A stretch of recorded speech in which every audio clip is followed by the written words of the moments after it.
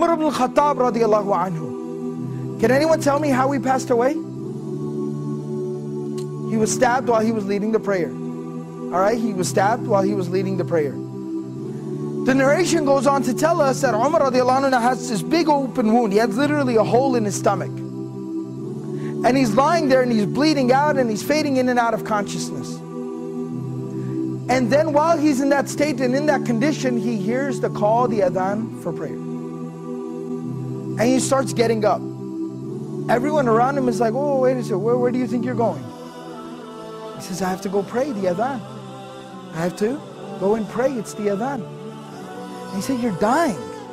You have a hole in your stomach. What do you mean you're going to go pray?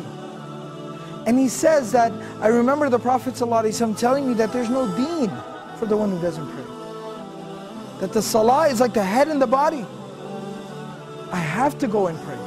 This was the commitment that these people had to prayer. As long as I'm alive, salah is something I do. That's the commitment, the connection that they had with prayer. So this is from Surah Maryam, Surah number 19, ayah number 31. My Lord has firmly commanded me to pray and to give charity or to purify myself as long as I am alive. Ma dumtu hayyan, as long as I remain alive.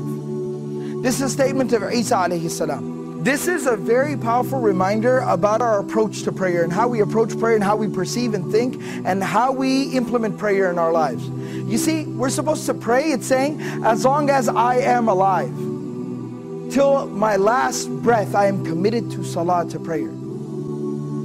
Now what does that exactly mean? It means no matter what comes up, prayer is something that I will hold on to till my last breath. I will concern myself with till death. And the Prophet ﷺ demonstrated this. He lived this. Now this isn't just theory, this isn't something just fancy to say. It's not just a fancy slogan. The Prophet ﷺ lived it.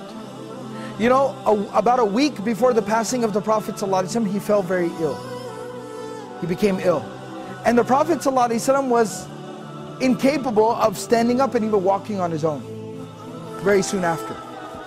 So the Prophet ﷺ, what he did, Prophet ﷺ would send for two Sahaba. They would come to his home and they would carry him. He'd put his arms around their shoulders and they would literally carry him to the prayer like this. But he'd still go for prayer in this condition. He'd still go to pray like this. Teaching us, prayer is something we do till our last breath.